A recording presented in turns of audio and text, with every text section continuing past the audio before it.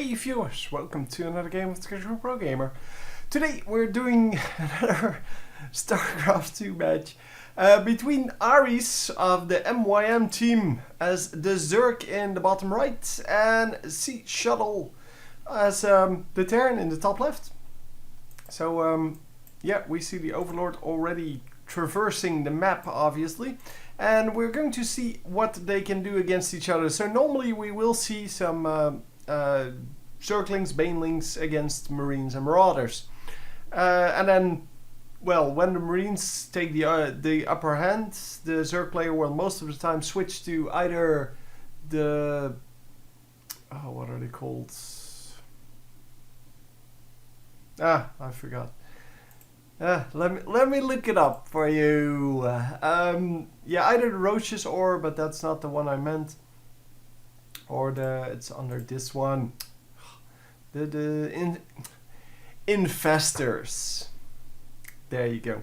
But sometimes we see different strategies, so it all depends on what someone wants to go for, and of course what he sees his opponent is doing. Obviously, we have some walling off going on. Had a little bit of a pause there. Not actually sure what that was about, but well, you can pause for several reasons. And we are going to get a very fast expansion here. Immediately going for that, not even a spawning pull up. This is of course a pretty big map. You can see that from the, well, the way the Overlord moves, or well, the speed of the Overlord, I guess. But yeah, the Overlord is not even halfway through the map when this expansion already goes down. So yeah, you can kind of see from that this is a big map, so the Zerg player not expecting any aggression, and that means he can safely go for that expansion first into spawning pool. And of course you don't want to go double expansion into spawning pool, because that is for well, the pro players to do. But normally yeah, that's all only in like either tournaments where they want to go for some kind of cheese strategy, or just a match where they don't really care about. So it's either the high risk, high reward situation, or the exact opposite of that, the game they don't care about and they just want to try it out. But yeah, he is going to scout obviously that this hatchery is almost done, and he is going to build a bunker here. But yeah, the hatchery being almost up doesn't mean anything, because yeah, it doesn't mean that there is no second base up. He could have built one, but as I said, it is very risky to do. It is a high reward though, because if you can pull it off, it will result... Oh, the bunker is not going to go up for now. Obviously the Reaper is going to come in here and is going to do some damage. Reaper really good against all kinds of units, but especially against the small ones. The small, not so very fast ones. And yeah, there you go, getting the cancel on that, getting the cancel on this spine crawler that was being built. And just a few Zerglings will help him, well, maintain his base here. And yeah, he wouldn't have had those Zerglings available to him if he didn't go for, or if he did go for a third expansion. Obviously they would have come out a little bit later, and this Reaper opening would have been very, very strong. Now it's not so strong anymore. I mean, he is going to scout some things, he's going to get out, but Reapers are kind of, yeah, they're kind of hard to come out ahead with nowadays. They used to be super good in the early game, and nowadays, yeah, not so much. So yeah, he does regenerate health nowadays, which is excellent, because it allows you to use them as harassment, then run out and, well, regenerate your health, and then come back in. Because the problem is, of course, with these harassment units, that they normally die to small amounts of damage, because they will die to a queen just being there. So even if he takes out a couple of drones, it's not really something that you need to build against. And we're going to see if he can actually make this work. Oh, he saw the Reaper coming in. The extractor is going to go up. Well, it's going to get cancelled. Yeah, there you go. And the expansion goes up. Nicely played. And of course, with the Zerglings being the main threat here, he is going for the Hellion to combat that. But the Reaper, yeah, the Reaper with the Hellion combined are going to do great amounts of damage. The Reaper no longer very good against buildings. They used to be super good against buildings.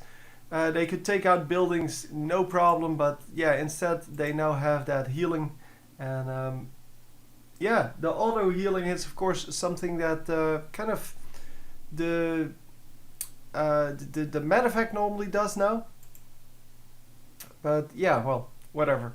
Anyhow, Roach is coming out. The Roach Warren had been up for a little bit, and he's going to try to get something done. Oh wow, sniping the Reaper immediately. And that is a load off his mind because, well, the Hellions are way easier to deal with than the Reaper, because the Reaper can jump up and down these cliffs all day long.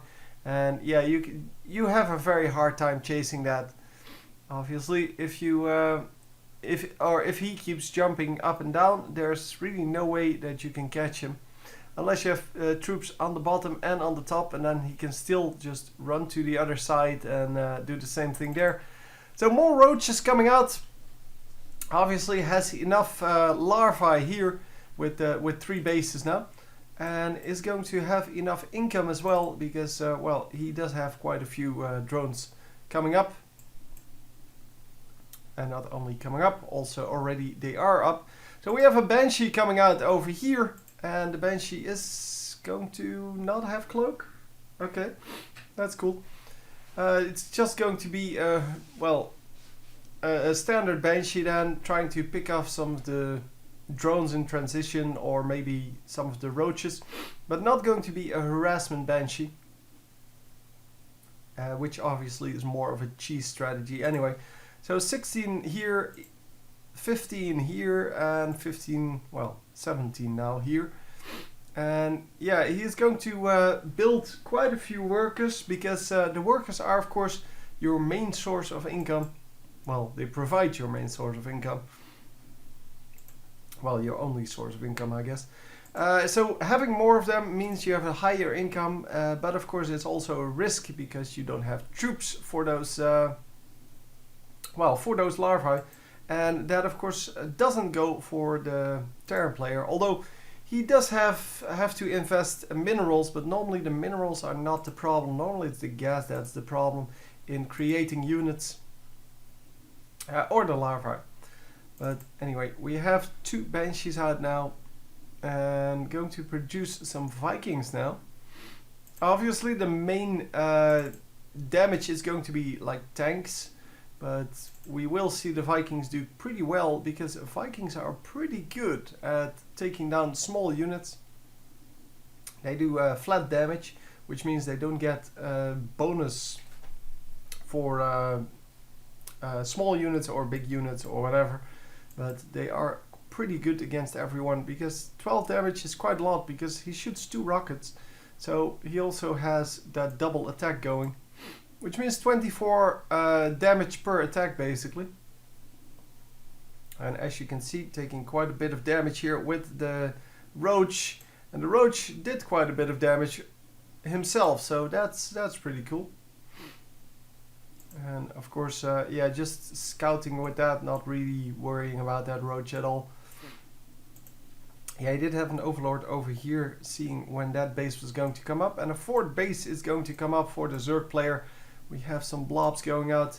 They are of course changelings, and changelings will turn into whatever unit they come across. No, whatever race they come across. So if they run into the Terran, they will become Marines, and here you will see that. So units will not automatically shoot at changelings. They will just ignore them. You have to manually actually attack them, and as you can see, he's not doing that at all, because he's just saying, well, those are my Marines. Only, well, once he tries to select them, yeah, there you go, he will notice that they are in fact changelings. But yeah, because there were so many of them, it's kind of What? So the Hellbats coming out. The Hellbats not very good against roaches. They are excellent against light units. And so he expected to have a lot of lings on the enemy side, but it is instead going to be Roach and Hydra. And the Roaches and Hydras are going to break this no problem, because the Roaches can take quite a lot of damage from those tanks, and they just power through. There was nothing this Terran player had that could stop this, and yeah, it was just over in one attack basically. So very well played on the Zerg player, because he went for a strategy that we normally don't see. As I said, normally we see a lot of Zerglings and Banelings to combat those Marines, but there were no Marines coming out. So he was building tanks, and against tanks, yeah, you want to have these kind of well, armored units, because they don't take as much damage. Of course, armored units take more damage from the tanks, but not from the other units. So there's that. Anyway, hope you enjoyed, and I will see you next time. GG.